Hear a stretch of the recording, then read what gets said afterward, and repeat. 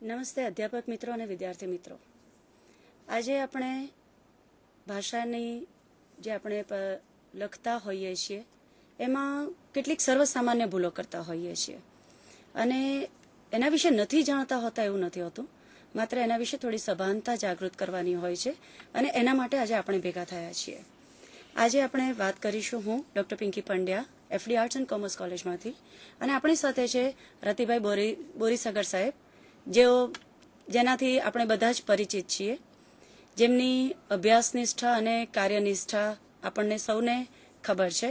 અને ભાષા સાથે એમણે એટલું બધું કામ કર્યું છે કે એટલે મૂળ તો એ પાઠ્યપુસ્તક બોર્ડના કારણે અને પછી એમના પોતાની ચીવટ અને ચોકસાઈને કારણે કે જેના કારણે આપણને આજે તેઓ માર્ગદર્શન આપવા માટે અહીં ઉપસ્થિત છે.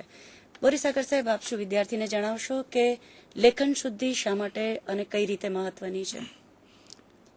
આપણે સૌએ જોયું કે ભાષા કૌશલ અને એમાં લેખન શુદ્ધિ, એટલે આપણે જે ભાષા શીખીએ છીએ અથવા શીખવીએ છીએ તેમાં મુખ્યત્વે આપણે કૌશલો શીખવવાના છે.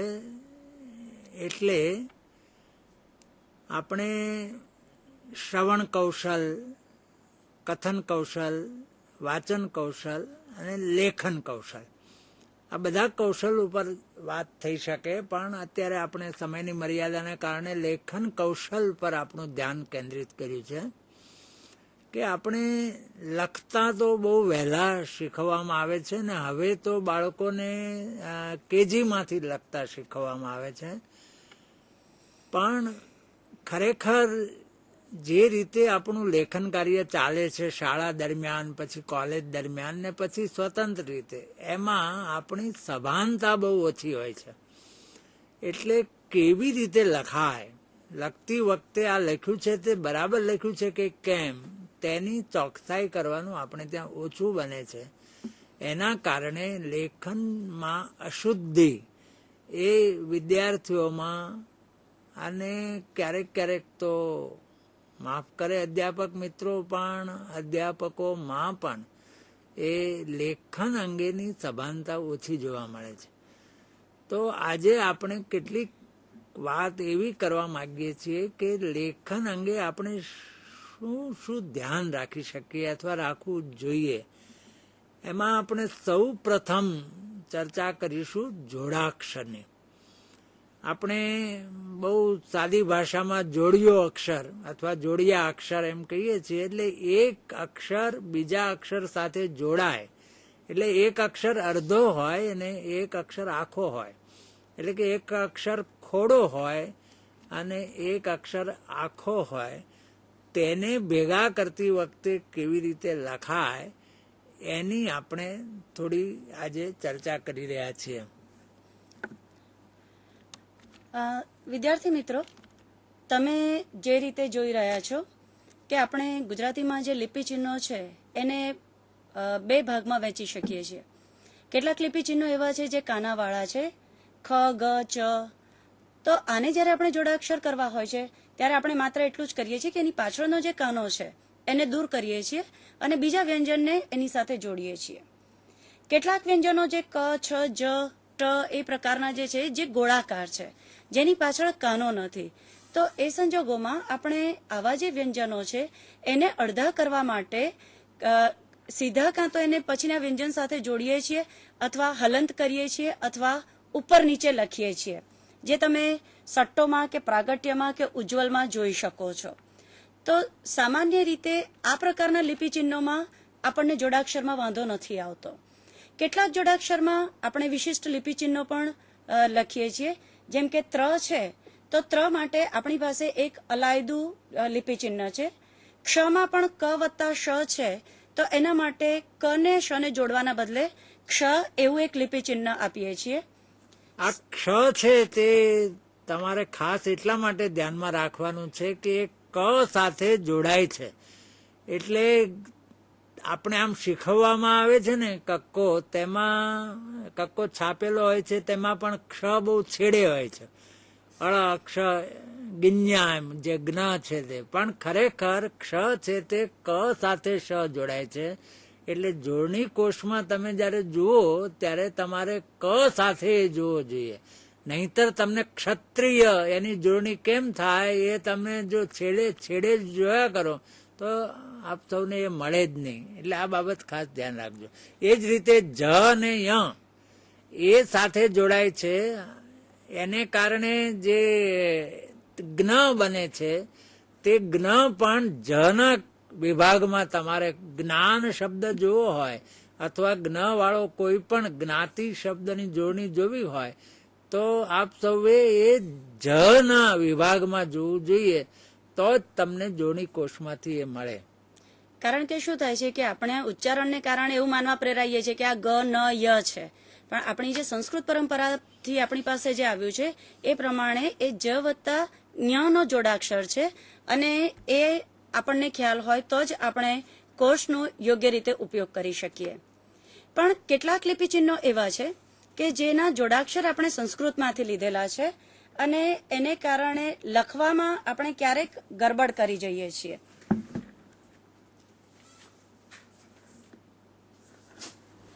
તમારી સામે તમે જોઈ શકો છો દ ના જોડાક્ષરો છે. દ ની સાથે જ્યારે દ જોડાય છે, હવે બીજા બધામાં તો શું થાય છે કે તમે જ્યારે પ લખો છો અને જોડાક્ષર કરવાનો છે ત્યારે એને આ રીતે લખી દો છો. એટલે પ્લમ લખવું હોય તો તમે અહીંયા પ ને લ જોડશો, પણ જ્યારે દ કહેવાનો હોય છે ત્યારે આ દ લખાયો પછી જ્યારે દ સાથે દ જોડો છો ત્યારે શું થાય છે કે આ જે દ છે આપણી પાસે એ સંસ્કૃતના દ પાસેથી આવેલો હોવાને કારણે અહીંયા આગળ આપણે એનો શેપ સંસ્કૃત દ પ્રમાણે થાય છે. તમે એટલે તમે જુઓ છો કે દ અને બીજો દ એ જોડાઈને જાણે કે દ્ર જેવું આમ વંચાય છે, પણ ખરેખર એ બે દ છે, એક અડધો ને એક આખો, એ આપણા ખ્યાલમાં રહેવું જોઈએ. પણ જો દ સાથે ર જોડવો હોય તો આપણે શું કરીએ છીએ, દેવનાગરી દ લખીએ છીએ અને પછી જે રીતે પ્રતાપમાં ર લખીએ એ જ રીતે અહીંયા આગળ આપણે ર લખીએ છીએ. એટલે દ્ર જ્યારે લખવો હોય ત્યારે દેવનાગરી દ કરી અને અહીંયા આગળ એના પેટમાં રકાર લખીએ છીએ. આ જ વસ્તુ જ્યારે આપણે જે સૌથી વધારે ભૂલ થાય છે, દ સાથે ય લખીએ છીએ ત્યારે મોટે ભાગે આપણે આ આકારને ધ તરીકે ઓળખીએ છીએ. આપણે જ્યારે આ શબ્દ લખાયેલો હોય ત્યારે આપણા મને કેટલા ને વિદ્યાર્થી વાંચે છે, આ વિદ્યાર્થી નથી, આ દ વત્તા ય છે. અહીંયા શું થાય છે કે આ જે દેવનાગરી દ હતો એનો આ નીચેનો ભાગ આપણે દૂર કરીએ છીએ, એટલે આ છે દ અને અહીંયા છે ય, એટલે આ જે છે એ દ્ય છે, આ ધ્ય નથી. અને અહીંયા આગળ જે એના પેટમાં આપણે જોડાક્ષરમાં જે કંઈ પણ મૂકવાનું હોય છે એટલે શું કરીએ છીએ કે વ લખવાનો હોય તો પણ દ ની સાથે અહીંયા આગળ વ આવે છે, પણ આપણે તો શું કરીએ છીએ કે કંઈ પણ લખવાનું હોય એટલે અહીંયા આગળ કંઈક કરી દીધું. કંઈક કરી દેવાથી એ દ નો જોડાક્ષર નથી બનતો. રકાર હોય ત્યારે ર આવે, વ હોય ત્યારે અહીંયા આગળ જ વ આવશે, મ હશે તો આ દ અડધો અને અહીંયા આગળ આ મ, એટલે પદ્મ લખવાનું હોય તો એ આ રીતે લખાશે પદ્મ. એટલે દેવનાગરી દ જે છે, આ ગુજરાતીમાં સામાન્ય રીતે દ લખવો હોય તો આપણે આ દ લખીએ છીએ, પણ જ્યારે જોડાક્ષર કરવો હોય ત્યારે આપણે એને દેવનાગરી દ માં ફેરવીએ છીએ અને જોડાક્ષર જે છે દ નો એ આપણે સંસ્કૃત પરંપરા પ્રમાણે લખીએ છીએ. આ જ રીતે આપણે સંસ્કૃત પરંપરા પ્રમાણે શ માં પણ કરીએ છીએ.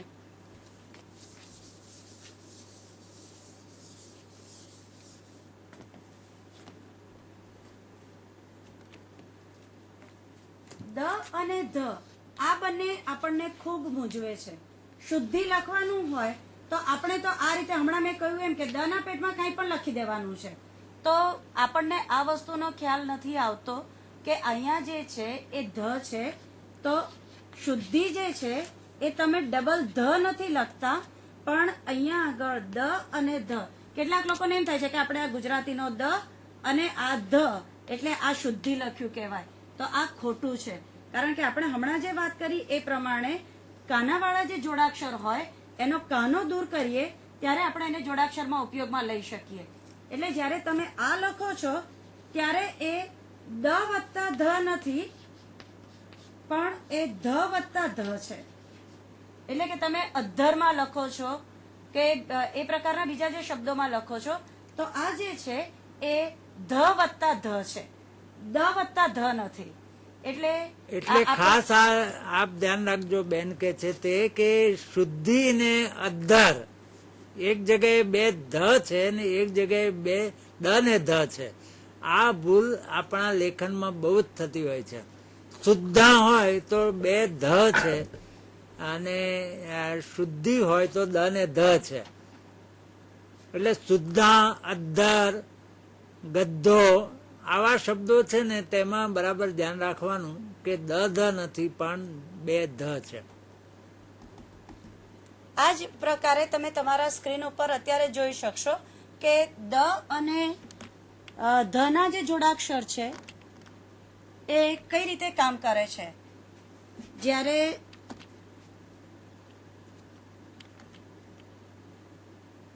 તમે જુઓ કે પહેલી કોલમ જે છે એમાં દ ની સાથે જોડાયેલા જોડાક્ષરો છે, બીજી કોલમ જે છે એમાં ધની સાથે જોડાયેલા જોડાક્ષર છે. એટલે જ્યારે તમે હવે યોદ્ધા લખો ત્યારે દ વત્તા ધ નહીં પણ ધ વત્તા ધ લખજો. અને દ્ય લખવાનું હોય, વિદ્યાર્થી લખો તો હવે ક્યારેય એને વિદ્યાર્થી નહીં બોલતા, કારણ કે એ દ વત્તા યનો જોડાક્ષર છે, નહીં કે ધ વત્તા ધનો. એ જ રીતે તમે જોઈ શકશો કે દ્ર છે, દ્વ છે, એ બંનેમાં પણ તમે દ ની સાથે નીચે રકાર અથવા વકાર લખો છો.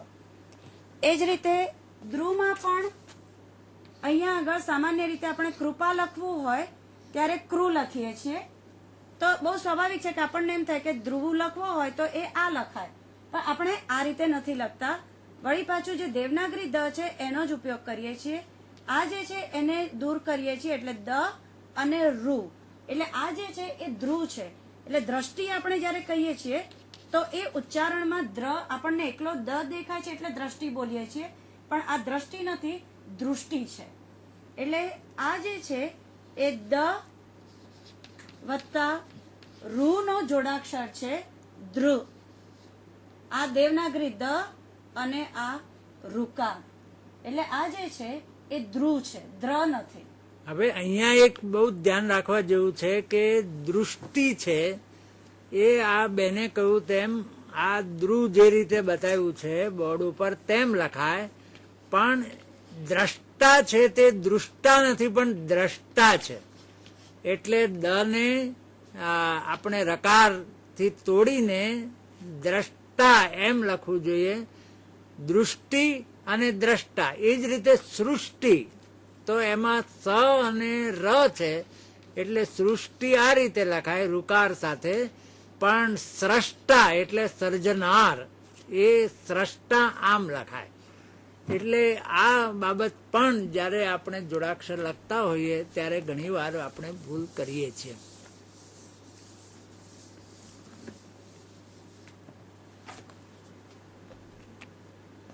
અહીંયા આગળ તમે જોઈ શકો છો કે આપણે ગુજરાતીમાં શ આ રીતે લખીએ છીએ, પણ જ્યારે જોડાક્ષર કરવું હોય છે ત્યારે દમાં જેમ દેવનાગરી લઈએ છીએ એમ અહીંયા પણ આપણે આ દેવનાગરી ચિહ્નનો ઉપયોગ કરીએ છીએ.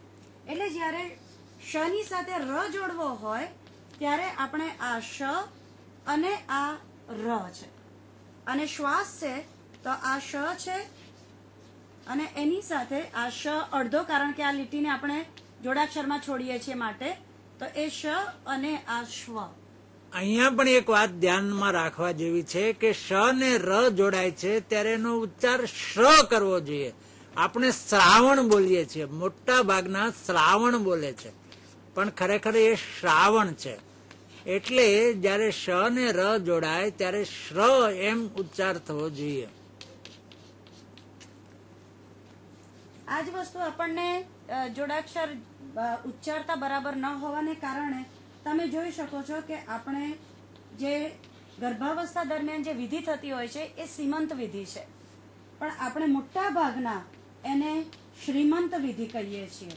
આ શ્રીમંત એટલે તો ધનવાન અથવા પૈસાદાર એવો અર્થ થાય છે, પણ આ સ અને શ અને એમાં પણ આ જોડાક્ષરની સભાનતા ન હોવાને કારણે આપણા માટે સીમંત અને શ્રીમંત બે એક સરખા ઉચ્ચારીએ છીએ અને ઘણી વખત તો આમંત્રણ પત્રિકામાં પણ આ રીતે શ્રીમંત છપાય છે, જે ખરેખર આ સીમંત હોવું જોઈએ. તો આ જે છે એ શ્ર છે, આ છે એ સ્ર છે. તો જ્યારે પણ આપણે આ શનો જોડાક્ષર લખવાનો હોય, આપણે જેને તાલવ્ય સંઘર્ષી કહીએ અથવા તો તમે જેને મીંડાવાળો શ કહેતા હશો, એને જ્યારે આપણે જોડાક્ષરમાં લેવાનો હોય ત્યારે આપણે આ સંસ્કૃત ચિહ્નનો ઉપયોગ કરીએ છીએ. એવી જ રીતે સ અને ર, સહસ્ર, એ મોટે ભાગે ઉચ્ચારાય છે ને લખાય છે સહસ્ત્ર. ખરેખર એ સ આ જે છે સહસ્ર અને સર જે કહે છે તે છે આ રીતે. એટલે સ પછી ખરો શબ્દ સહસ્ર છે, સહસ્ત્ર નથી. પણ એટલે ત્ર જેવો જે આપણે લખીએ છીએ એ ખરેખર સ ને રકાર જેમ પ્રગતિમાં કરીએ એ પ્રગતિ લખાય એમ સ્ર લખવો જોઈએ, પણ આપણે મોટે ભાગે ઉચ્ચારાય છે ને લખાય છે સહસ્ત્ર. એટલે સ્રોતમાં હોય તો આ સ્ર આવશે, પણ સ્ત્રી હોય તો એમાં ત ઉમેરાય છે, એ આ પ્રકારે આવશે.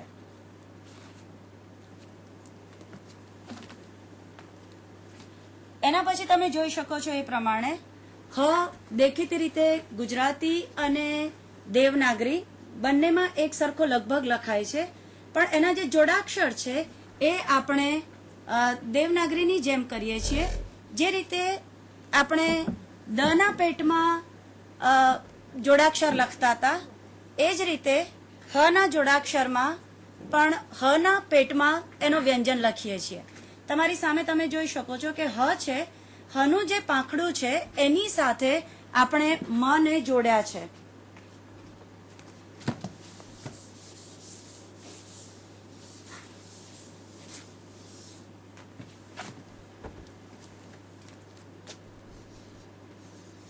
આ જે હ છે, હની સાથે આ જે પાંખડું છે એની સાથે આપણે અક્ષરને જોડીએ છીએ. એટલે બ્રાહ્મણ લખતા હોઈએ તો બ્રા, પછી અહીંયા આગળ મ આવશે, બ્રાહ્મણ. તો અહીંયા આગળ હના પેટમાં આપણે અક્ષર જોડીએ છીએ.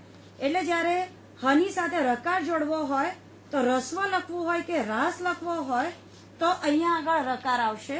અને એ જ રીતે હૃદય જ્યારે લખવું હોય ત્યારે રુકાર જે છે એ પણ અહીંયા આગળ જોડાશે. એટલે અહીંયા આગળ આપણે હનું જે ઉપલું પાંખડું છે એની સાથે જોડાક્ષર માટેનો જે આખો વ્યંજન છે અથવા તો સ્વર છે એને અહીંયા આગળ આપણે જોડીએ છીએ.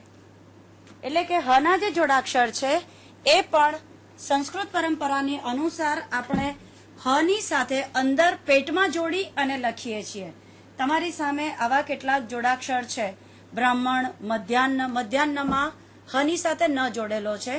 બાહ્યમાં હના ઉપલા પાંખડા સાથે તમે જોઈ શકો છો કે ય જોડેલો છે. રસ્વ, રાસ એમાં રકાર જોડેલો છે. આહવાનમાં વ જોડેલો છે. હૃદયમાં રુકાર છે. અને તમે જોઈ શકો છો એમ કે બધું હના ઉપલા પાંખડા સાથે છે. આ હૃદય છે તે પણ આપણે હૃદય બોલીએ છીએ. એ હ ને ર નથી પણ હ ને રૂ છે, એ આપ જોઈ શક્યા છો. જોડાક્ષરમાં બીજું એક જે મહત્વનો વ્યંજન છે ર, જે આપણે જુદી જુદી રીતે લખીએ છીએ. તો તમે જોઈ શકો છો કે આપણે ર ને તો સીધો લખીએ છીએ, પણ ર ને જ્યારે દીર્ઘઉ કરીએ છીએ ત્યારે આપણી પાસે એનું જુદું ચિહ્ન છે. એ જ રીતે ઋષિમાં જે રૂ લખાય છે, જે મૂળ સંસ્કૃત પરંપરામાં અલગથી સ્વર હતો, પણ ગુજરાતી પરંપરામાં આપણે ર વત્તા ઉનો જ ઉચ્ચાર કરીએ છીએ. એટલે એ ત્રણ તો જુદા લિપિ ચિહ્નો છે જ, પણ જ્યારે આપણે જોડાક્ષર કરવા હોય છે ત્યારે જો પહેલા અન્ય વ્યંજન હોય, દાખલા તરીકે ચક્ર છે તમારી સામે, તો ક વત્તા ર છે. તો ક વત્તા રમાં ક એ અડધો છે, રકાર એ આખો છે. તો એ સંજોગોમાં તમે જુઓ કે ક ના પેટમાં ર નો એક ત્રાસી લીટી આપણે લખેલી છે. કે પ્રતાપમાં કે આપણે જ્યારે દ્રવ્ય કહીએ છીએ ત્યારે દમાં, કે શ્રવણ કહીએ છીએ ત્યારે શ સાથે જે એક ત્રાસી લીટી જોડીએ છીએ, તો એ શું બતાવે છે કે આગળનો જે વ્યંજન છે એ અડધો છે અને રકાર જે છે એ આખો છે. પણ આનાથી જ્યારે ઊંધું થાય છે ત્યારે, એટલે કે ર અડધો હોય અને એના પછીનો વ્યંજન આખો હોય. દાખલા તરીકે સર્પ, તો શું થયું કે સર્પમાં ર અડધો છે, એના પછીનો પ આખો છે. તો જ્યારે ર અડધો હોય ત્યારે આપણે એ રેફ કરીને લખીએ છીએ. એટલે સર્પ છે કે અર્ક છે, તો એવા શબ્દોમાં ર અડધો છે અને પ અથવા ક જેવા વ્યંજન આખા છે. એની સાથે તમે એ પણ જોઈ શકો કે રકારનો આપણે જે ત્રાંસી લીટી કરીએ છીએ પણ મૂર્ધન્ય વ્યંજનોમાં આપણે 2 ત્રાંસી લીટી લખીએ છીએ. જે રાષ્ટ્રમાં તમે જોઈ શકો કે ડ્રોઈંગમાં તમે જોઈ શકો તો જે ગોળાકાર વ્યંજનો છે આ પ્રકારના, ખાસ કરીને મૂર્ધન્ય વ્યંજનો ટ ઠ ડ ઢ, એમાં ઠ અને ઢ સાથે તો આપણે રને નથી જોડતા, પણ ટ અને ઢ સાથે આપણને જે જોડાક્ષર મળે છે એમાં રકાર જે છે એ એક નહીં પણ 2 ત્રાંસી લીટી, ઊંધા વી જેવી 2 ત્રાંસી લીટીથી કરીએ છીએ. એટલે આમાં જોઈ શકાય હશો કે જે આખો અક્ષર દેખાય છે ચક્ર, તો એ ક આખો દેખાય છે એ ખરેખર અડધો છે, અને જે દેખાતો જ નથી માત્ર લીટી વડે દેખાડાય છે તે આખો ર છે. એટલે આ એવું જે ઋષિ છે એમાં એક ભૂલ જે પડતી હોય છે લખવામાં, તે આપણે જે ઋષિકેશ કહીએ છીએ તે રૂ નથી, ઋષિકેશ છે અને શી દીર્ઘ છે. એટલે હ ને રૂ જોડીને રૂ અને પછી શ ને દીર્ઘઈ શી અને કેશ, એટલે આપણે ઋષિકેશ પ્રચલિત થઈ ગયું છે, પણ ખરેખર એ ઋષિકેશ છે. ઋષિકા એટલે ઇન્દ્રિય, એના સ્વામી એટલે ઋષિકેશ. એટલે આવી રીતે આપણે આ આર્ટ્સ કોલેજમાં, આપ સૌની આર્ટ્સ કોલેજમાં જે ભણતા હશો આપ સૌ જોઈએ, આપણી કોલેજનું જે બોર્ડ છે તેમાં જોજો મોટે ભાગે આપણે ત્યાં સ ઉપર રેફ નથી થતો, ટ ઉપર થાય છે, પણ એ સ ઉપર હોવો જોઈએ. એનું કારણ તમે જોઈ શકશો કે રેફ જે છે એ જોડાક્ષરના અપૂર્ણ વ્યંજન ઉપર નથી લખાતો. દાખલા તરીકે ગર્લ શબ્દ છે તો ત્યાં આગળ લનો જે રેફ છે, રેફ જે છે એ લ ઉપર આવે, પણ એનું જ્યારે તમે બહુવચન કરો ગર્લ્સ ત્યારે એ રેફ લ ઉપર નથી લખાતો પણ સ ઉપર લખાય છે. એ જ રીતે જે મૃત્યુ પામી શકે તેમ જે છે મર્ત, તો મર્તમાં ત ઉપર રેફ છે પણ જ્યારે જોડાક્ષર થાય છે ત્યારે ય ઉપર આવી જાય છે. તો જે વસ્તુ કાનાવાળા અક્ષર સાથે થાય છે એ જ વસ્તુ ગોળાકાર અક્ષર સાથે પણ થાય. એટલે માર્ક લખો તો ક ઉપર રેફ આવે, પણ જ્યારે માર્ક્સ કહો છો ત્યારે સ ઉપર રેફ જાય. એ જ રીતે આર્ટ એકલું લખવાનું હોય તો ટ ઉપર રેફ આવે, પણ જ્યારે આર્ટ્સ કહેવાનું હોય ત્યારે ટ હલંત થઈ જતો હોવાને કારણે એ રેફને ન લઈ શકે અને રેફ જે છે એ સ ઉપર લખાય. આપણે જે લેખન શુદ્ધિની વાત કરવાની છે એમાં આપણો એક આધાર જોડાક્ષરનો હતો કે જેમાં આપણે ખૂબ બધી ભૂલ કરીએ છીએ. એવી જ બીજી ખૂબ બધી ભૂલો આપણે અનુસ્વાર સાથે કરીએ છીએ. આ અનુસ્વાર છે તે કદાચ આ લેખન શુદ્ધિનો કઠિનમાં કઠિન પ્રદેશ છે આમ, કારણ કે આપણે ઘણી જગ્યાએ અનુસ્વારો ઉચ્ચારતા નથી.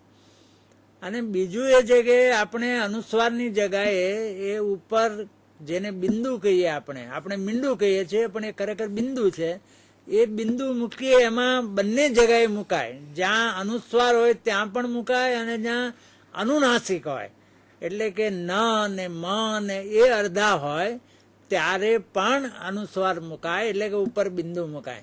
આને કારણે ભૂલો થતી હોય છે.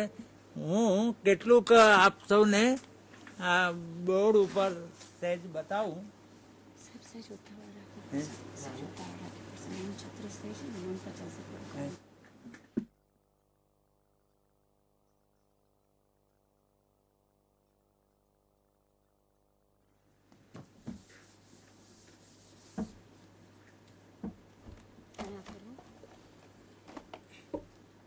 એક બરાબર આપ વાંચી શકો છો કે નાન્યતર હોય એટલે આપણે જે નપુંસકલિંગ કહીએ તેમાં એક વચનમાં, નાન્યતર એક વચનમાં અનુસ્વાર આવે, પણ એમાં તે ધ્યાન રાખવાનું છે.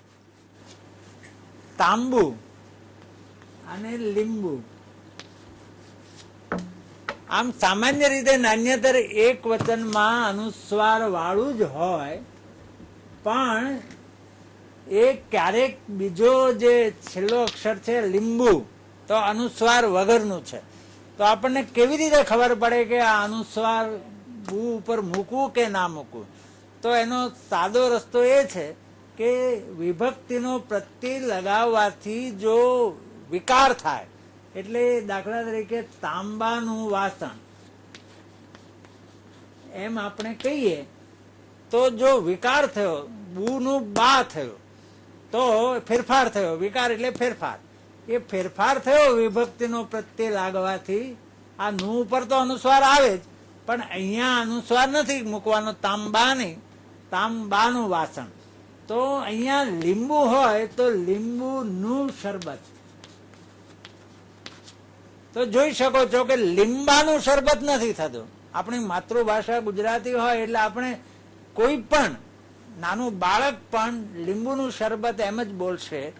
એટલે નાન્યતર એક વચન અનુસ્વાર વાળા છે કે અનુસ્વાર વગરના છે? મોટે ભાગે અનુસ્વાર વાળા જ હોય, પણ તેમ છતાં ક્યાંક જ્યાં અનુસ્વાર ન આવતો હોય ત્યાં, દાખલા તરીકે જાડું, તો અનુસ્વાર નહીં આવે. તો એટલે જાડુનું કામ છે એમ કહીએ આપણે, મારે જાડુનું કામ છે, તો એ સંજવારી કાઢવાની હોય તો જાડુ એના ઉપર અનુસ્વાર નથી, એનો વિકાર નથી થતો વિભક્તિનો પ્રત્યય લાગવાથી.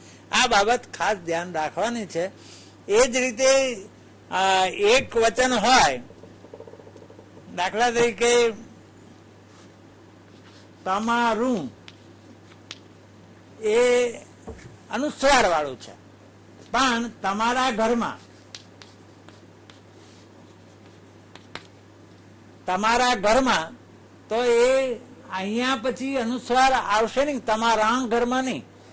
એટલે આ અનુસ્વાર જયારે વિભક્તિનો પ્રત્યય લાગે ત્યારે અનુસ્વારનો લોપ થાય. આ એક અનુસ્વાર વિશે. પછી દાખલા તરીકે કૃદંતો આવે, ખાસ કરીને વર્તમાન કૃદંત. તો ખાતા ખાતા, ખાતા ખાતા એમ આપણે કહીએ. ખાતા ખાતા ટીવી જોવાય નહીં, ખાતા ખાતા બોલાય નહીં.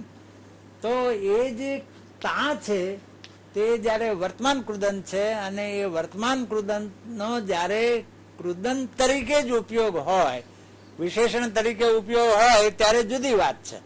દાખલા તરીકે ભસતા કૂતરા, એ તો જે અનુસ્વાર આવે છે તે આ વિશેષણ છે, ને આ કૂતરા નાન્યતર છે. નાન્યતર બહુવચનમાં હંમેશા અનુસ્વાર આવે. આ બીજો નિયમ આ તમારે ધ્યાન રાખવાનો કે જયારે નાન્યતર બહુવચન હોય અને સ્ત્રીલિંગ માનાર્થે બહુવચન હોય. દાખલા તરીકે બહેન આવ્યા, આ માનાર્થે બહુવચન આવ્યું છે, અને ભાઈ આવ્યા, ભાઈ આવ્યા કહેવાય અને બહેન આવ્યા કહેવાય. એટલે સ્ત્રીલિંગ બહુવચનમાં પણ અનુસ્વાર આવે, અને વિશેષણ જેની સાથે લાગે, કૂતરું તો બહુવચનમાં કૂતરા અનુસ્વાર, એને જે કઈ લાગતું હોય. દાખલા તરીકે ભસતા એનું વિશેષણ છે, તો ભસતા ઉપર પણ અનુસ્વાર આવે. એટલે આ રીતે તમારે અનુસ્વાર અંગે, અનુસ્વાર તો ઘણો કઠિન પ્રદેશ છે ને એની અંદર ઘણી વિગતથી ચર્ચા કરવાની હોય છે, પણ આપણે અત્યારે માત્ર આટલો નિયમ બરાબર થોડું યાદ રાખી લો. અને એક અનુસ્વાર અષ્ટક છે, સુંદરમે લખ્યું છે, કવિ સુંદરમે. એ અનુસ્વાર અષ્ટક જોડણી કોષ વગેરેમાં હોય છે. તો એ અનુસ્વાર અષ્ટક મેળવીને થોડો અભ્યાસ કરશો તો ખ્યાલ આવશે કે નાન્યતર એક વચનમાં આવે, નાન્યતરના બહુવચનમાં જે એની સાથે સંબંધ ધરાવતા હોય વિશેષણ વગેરે એના ઉપર આવે, માનાર્થે સ્ત્રીલિંગ બહુવચનમાં પણ અનુસ્વાર આવે. એક કાવ્ય આખું છે, એ કાવ્ય રાજેન્દ્ર શુક્લની એક સરસ ગઝલ છે, દૂર દૂર પર હરતા સાજન. એ અત્યારે હું આખું વાંચતો નથી, બોર્ડ ઉપર કદાચ તમને બરાબર વંચાતું પણ ના હોય, પણ એમની જે ગઝલ સંહિતાના પહેલા ભાગમાં આ ગઝલ આપેલી છે, 12માંથી ગઝલ. એ તમે ખાસ એક લેસન તરીકે તમને કહું છું કે તમે વાંચજો. તો એમાં જ્યાં જ્યાં નાન્યતર બહુવચન છે ત્યાં અનુસ્વાર આવે છે. બીજું, આ ગઝલની વિશિષ્ટતા એ છે કે આ નાયક બોલે છે કે નાયિકા બોલે છે માત્ર અનુસ્વારના આધારે નક્કી થઈ શકે એવું છે. કઈ પંક્તિ નાયકને લાગુ પડે છે, એટલે કે પુરુષ અને કઈ પંક્તિ માનાર્થે સ્ત્રીલિંગ બહુવચનમાં છે એને લાગુ પડે છે એ રીતે અનુસ્વાર એ આવે છે. પુલ્લિંગ બહુવચન સાથે અનુસ્વાર ન આવે, કાગ નિશાસા નાખે, તો કાગ છે એ પુલ્લિંગ હોવાને કારણે એમાં અનુસ્વાર નથી આવતો. તો એ અનુસ્વાર ક્યાં છે ને ક્યાં નહીં એના આધારે તમે આ સ્ત્રીલિંગ માનાર્થે સ્ત્રીલિંગ છે અથવા પુરુષ બહુવચન છે એનું નક્કી થઈ શકે. આ આખા કાવ્ય સમજાવતા થઈ શકે, પણ આપણે સમય મર્યાદાને કારણે હું આપને આ કાવ્ય જોવાની, ગઝલ સંહિતામાં જોવાની વિનંતી કરું છું. સર જે રીતે વાત કરે છે એ રીતે તમે આ કાવ્યમાં જોઈ શકો કે અમે એક થરથરતા સાજન જે છે તો ત્યાં અનુસ્વાર નથી. એનો અર્થ એ છે કે અમે એ પુલ્લિંગ દર્શાવે છે. અને એમાં તમે અહીંયા આગળ નીચે જોઈ શકો છો કે અહીંયા આગળ કહે છે કે તમે જ ચંદન ધરતા સાજન. તો અહીંયા આગળ ધરતા ઉપર અનુસ્વાર છે, તો તમે એ એમણે નાયિકા માટે પ્રયોજ્યું છે. એ જ રીતે તમે અહીંયા આગળ જુઓ કે સ્મરતા છે કે ફરતા છે, ત્યાં અનુસ્વાર નથી, ભલે કોઈ ઉલ્લેખ નથી, પણ એટલે ખ્યાલ આવે છે કે એ નાયકની વાત છે. પણ જાગરણ કરવાની કે વીજ સમા તરવરતા સાજન, તો ત્યાં આગળ નાયિકા છે એનો ખ્યાલ આપણને એના અનુસ્વારને આધારે જ આવે છે. હા, એટલે આમાં આખું જે ગઝલની બધી ઉક્તિઓ છે તે નાયક બોલે છે, એમાંની અમુક ઉક્તિઓ નાયિકાને લાગુ પડે છે, ત્યાં અનુસ્વાર છે. એટલે જયારે 12મા ધોરણમાં કે એમાં આ કાવ્ય લેવામાં આવ્યું હતું ત્યારે કેટલીક માર્ગદર્શિકાઓમાં આ અનુસ્વારની જે રમત છે અથવા અનુસ્વારની જે લીલા છે આમાં એ ન સમજાવવાને કારણે એના અર્થઘટનમાં પણ કેટલીક વાર ભૂલો થતી હતી. શિક્ષકો પણ કેટલાક એના અર્થઘટનમાં ભૂલો કરતા હતા.